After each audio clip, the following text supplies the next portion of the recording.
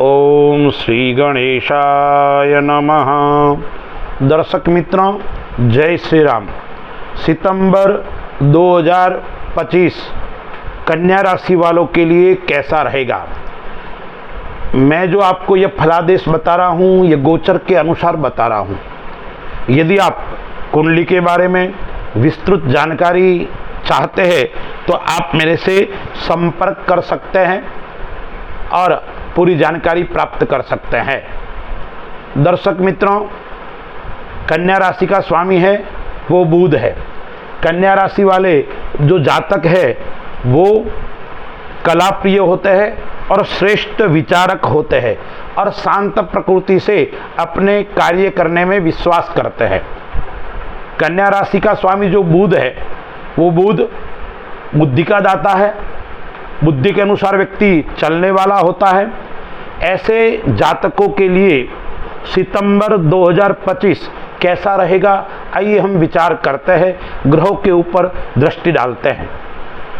लग्न के अंदर मंगल है, गोचर कर रहा है कन्या राशि के अंदर, लेकिन मंगल जो है वो 13 तारीख तक ही इस राशि के अंदर सितंबर माह के अंदर रहेगा, फिर तुला राशि के अंदर आ जाएगा। छठे घर के अंदर कुंभ राशि में राहु गोचर कर रहा है। 7वें घर के अंदर मीन राशि में शनि गोचर कर रहा है। 10वें घर के अंदर गुरु मिथुन राशि के अंदर गोचर कर रहा है। आज स्थान के अंदर शुक्र कर्क राशि के अंदर है, लेकिन शुक्र 15 दिन तक कर्क राशि में रहेगा और उसके बाद में वो सिंह राशि में आ जाएगा। सिंह राशि के अंदर सूर्य भी है, मंगल भी है और केतु है। 3 ग्रह की युति है। केतु वहां पे रहेगा। सूर्य 17 तारीख को कन्या राशि के अंदर स्वराशि को छोड़कर आ जाएगा।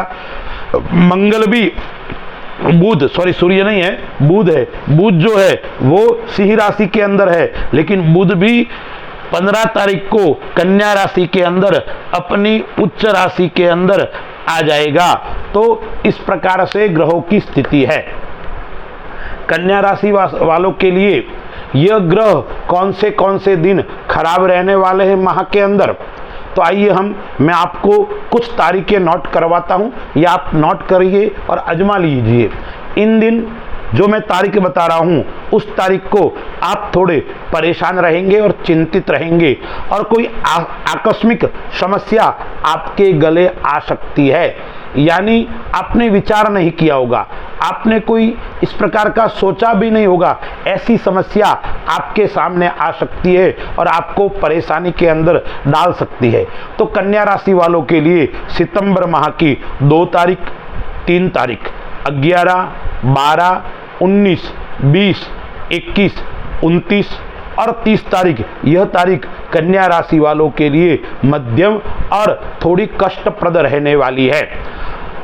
कन्या राशि वालों के लिए इस माह के अंदर सभी प्रकार के सुख को प्राप्त कराने वाला समय रहेगा। यानी भौतिक सुख अपन कहे तो एक प्रकार से जो वर्तमान सुख की चाहना होती है, लग्जरी सुख की चाहना होती है, वो सुख कन्या राशि वालों के लिए सितंबर माह के अंदर मिलने वाला है। व्यापार की दृष्टि से देखते हैं तो 10म घर के अंदर गुरु बैठा हुआ है और दशमेश और लग्नेश 15 तारीख के बाद में उच्च का आने वाला है। तो 15 तारीख तक थोड़ी समस्याओं का सामना करना पड़ेगा। 15 तारीख के बाद में विशेष सुख की प्राप्ति होने वाली है। भाग्य साथ देगा। आप जो चाहोगे वो आपको 15 तारीख के बाद में मिलने वाला है। यानी आपकी योजनाएं पूर्ण होगी। आप जिस क्षेत्र के अंदर हाथ डालोगे उसके अंदर आपको सफलता की प्राप्ति होने वाली है। आपको पद और प्रतिष्ठा की भी प्राप्ति 15 तारीख के बाद में होने वाली है। सितंबर का आधा माह मध्यम रहेगा और आधे माह के अंदर विशेष सुख, सभी प्रकार के संबंध भी मजबूत होने वाले हैं। और क्या आपको ध्यान रखना है, एक बात का और ध्यान रखना है, अच्छी सफलता आपको प्राप्त होने वाली है तो आपको ज़्यादा खुश होने की आवश्यकता नहीं है। उस सफलता को किस प्रकार से हम क्रियान्वित करें उस बात का विशेष ध्यान रखना पड़ेगा, अन्यथा आई हुई सफलता, आया हुआ आपको लाभ आपके हाथ से जा सकता है। इसलिए लापरवाह न रहते हुए सभी प्रकार का अच्छा समय है, उस प्रकार समय को कैसे आप अच्छा बना सकते हो, उसको कैसे आप श्रेष्ठ बना सकते हो, उसका आपको विशेष ध्यान रखना पड़ेगा। घूमना फिरना, यात्रा करना, धार्मिक क्षेत्र में जाना, उनके अंदर आपको लाभ का योग आ रहा है।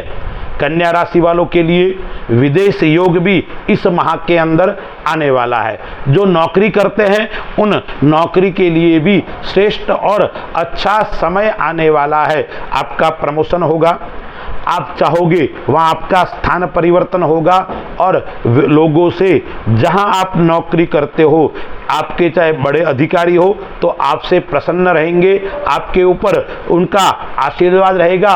छोटे अधिकारी भी है तो उनके साथ में आपका श्रेष्ठ संबंध रहने वाला है।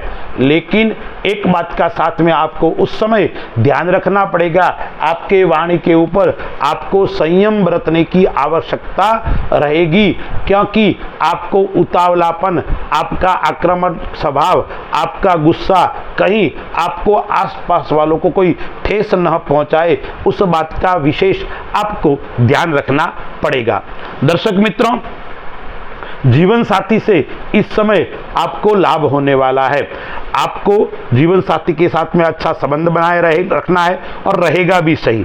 जीवन साथी के नाम से यदि आप कोई व्यापार करते हो, आप कोई काम करते हो तो आपकी गति प्रबल अच्छी रहेगी, आपकी बढ़ोतरी अच्छी रहेगी, यानी काम करने की आपकी क्षमता बढ़ने वाली है। शुक्र आय स्थान के अंदर बैठा हुआ है, लग्न इसका मालिक है, तो धन का आगमन भी इस माह के अंदर निरंतर आपको होता रहेगा। धन की रुकावटों का आपको एहसास नहीं होगा, न आपका धन रुकेगा, क्योंकि शुक्र है वो आय स्थान के अंदर बैठा हुआ है। राहु छठे अंदर स्थान के अंदर बैठा हुआ है, तो शत्रु के ऊपर आप विजय प्राप्त करने वाले रहेंगे। शत्रु आपसे परास्त होगा, अपने परिवार से आपको लाभ होगा, यानी स्वजनों से आपको विरोध का सामना नहीं करना पड़ेगा। स्वजन लोग ही आपकी बात को मानेंगे। आप जो कहोगे परिवार के अंदर, समाज के अंदर, उस आपकी बात का वजन बढ़ेगा, आपकी बात का प्रभाव रहेगा। यानी आप चाहे सामाजिक क्षेत्र के अंदर काम करते हो, आप राजनीतिक क्षेत्र के अंदर काम करते हो, तो आपको विशेष लाभ का योग इस माह के अंदर बन रहा है। माता पिता का स्वास्थ्य थोड़ा नरम गरम रह सकता है।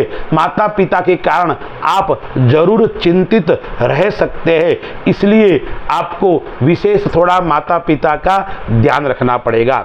नए वस्त्र, नए आभूषण का योग इस माह के अंदर आ रहा है। स्वर्ण खरीदने का, चांदी खरीदने का या कोई न कोई अच्छी वस्तु खरीदने का योग भी आपके सामने आ रहा है। इस माह के अंदर मंगल और शनि 13 तारीख तक आमने सामने है, फिर सूर्य और शनि की आमने सामने स्थिति हो जाएगी, तो ग्रहों का टकराव थोड़ा देखने को मिलेगा। इसलिए बीच बीच में विस्फोटक स्थिति बनेगी।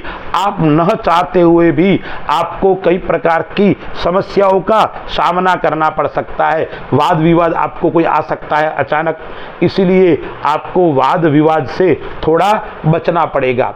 फालतू के कोर्ट कचहरी या कोई पुराना वाद विवाद है वो उजागर हो सकता है, इसलिए आपको थोड़ा बचना पड़ेगा। क्रोध थोड़ा आपको, मैंने कहा ना, वाणी के ऊपर आपको संयम बरतना पड़ेगा। और व्यापार के कारण भी आपको छोटे मोटे कोर्ट कचहरी के लफड़े, मुकदमे के लफड़े यह देखने को मिल सकते हैं, इसलिए थोड़ा आपको सावधानी रखनी पड़ेगी। संतान की दृष्टि से देखें तो ये समय अच्छा रहेगा, संतान आपके कहे अनुसार चलेगी और नए व्यक्ति का घर के अंदर आगमन होने वाला है, यानी आपके संतान हो सकती है, पुत्र पौत्र या परिवार के अंदर कोई नए व्यक्ति का आगमन, सुख का समाचार, शुभ समाचार इस माह के अंदर आपको प्राप्त होने वाले हैं। दर्शक मित्रों, इस माह के अंदर एक बात और आपके लिए शुभ और श्रेष्ठ रहने वाली है। आपको भूमि के अंदर कोई लाभ होने का योग बन रहा है। अब काफी समय से कोई विवादित भूमि हो या कोई लफड़े वाली आपकी भूमि का विवाद चल रहा हो या आपने ले हो, तो उसका आपको सलटारा होने का योग भी इस माह के अंदर आएगा और उसके कारण आप मन से संतुष्ट रहेंगे। योजनाओं में थोड़ी देरी का सामना करना पड़ेगा, इसलिए जो भी आप योजना बना रहे हैं, इस योजना को आपको गुप्त रूप से बनानी है। आपकी योजना यदि कोई व्यक्ति देख लेगा या सुन लेगा तो वो उस काम में लग जाएंगे और आपको उसके अंदर थोड़ा समस्याओं का सामना करना पड़ेगा। इसलिए आपको विशेष यह ध्यान रखना है योजनाएं किस प्रकार से आपको बनानी है, यानी कॉरपोरेटर जगत के अंदर आपको प्रतिस्पर्धा बढ़ेगी। आप जो काम कर रहे हो ऐसे दूसरे लोग काम कर रहे हैं तो होड़ आपको थोड़ी बढ़ेगी, आपकी प्रतिस्पर्धा बढ़ेगी, लेकिन अंततोगत्वा आपको ही सफलता मिलने का योग इस माह के अंदर बन रहा है। कर्क राशि वालों को 2-3 चीज का विशेष ध्यान रखना है। एक तो खान पान का विशेष ध्यान रखना है। इस माह के अंदर हरी सब्जी, दूध, दही उसका सेवन कम करना है। उसका सेवन आपको चर्म रोग उत्पन्न कर सकता है या पेट संबंधी छोटी मोटी बीमारी आपको लग सकती है। उसके कारण आपको बाहर की तली हुई वस्तु, दही, हरी सब्जी या बाहर का भोजन कम से कम मात्रा में करना है, अन्यथा आपको नुकसान उठाना पड़ सकता है, समस्याएं, बीमारी बढ़ सकती है। दूसरा बात आपको विशेष और ध्यान रखना है, रक्त संबंधी समस्या, आपके रक्त की कमी इस माह के अंदर आपके शरीर को देखने को मिलेगी। उसके कारण आंखों के अंदर जलन होना, आंखों के चश्मा लगना, उस प्रकार की समस्या का सामना भी आपको करना पड़ेगा।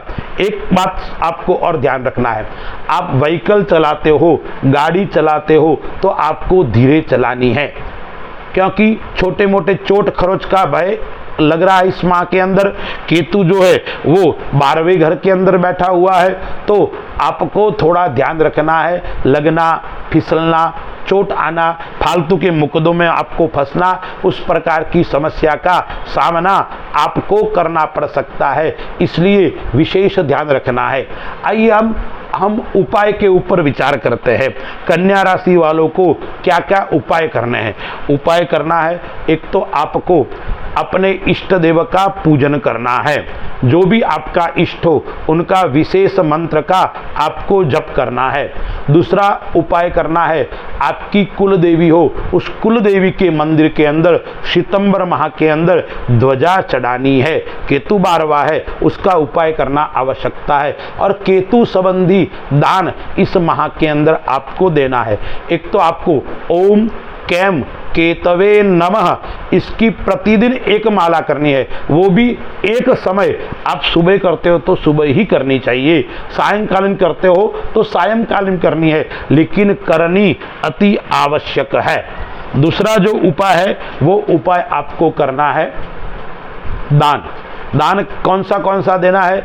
एक तो आपको उड़द का दान देना है, काली वस्तु का दान देना है और एक बाजरी। आप धान्य के अंदर गुरुवार के दिन या बुधवार के दिन आप पक्षियों को बाजरी डालिए, गाय को, पक्षियों को आदि को बाजरी डालोगे तो आपको विशेष लाभ की प्राप्ति होगी। और दूसरा आपको एक उपाय और कर सकते हो, तो आपको इस माह के अंदर कम से कम 3 बार या 5 बार गरीब व्यक्ति को भोजन करवाना है। यह करोगे तो आपकी जो छोटी मोटी समस्या है वो समाप्त हो जाएगी और आपको परमात्मा का आशीर्वाद मिलेगा। और एक बात का अंत में मैं आपको कहता हूं, विशेष ध्यान रखना है, इस माह के अंदर गुरु का और बड़ों का आदर सत्कार करना है। आप अपने माता पिता की सेवा करोगे, गुरुजनों का आदर सत्कार करोगे, गुरु और बड़े लोगों का सम्मान करोगे तो उनका आशीर्वाद आपको दिल से प्राप्त होगा और वो आपके जीवन के अंदर ऊंचाई प्रदान करने वाला रहेगा और आपके जीवन के अंदर चमत्कार, आपके जीवन के अंदर प्रकाश की प्राप्ति कराने वाला रहेगा। अस्तु। जय श्री राम।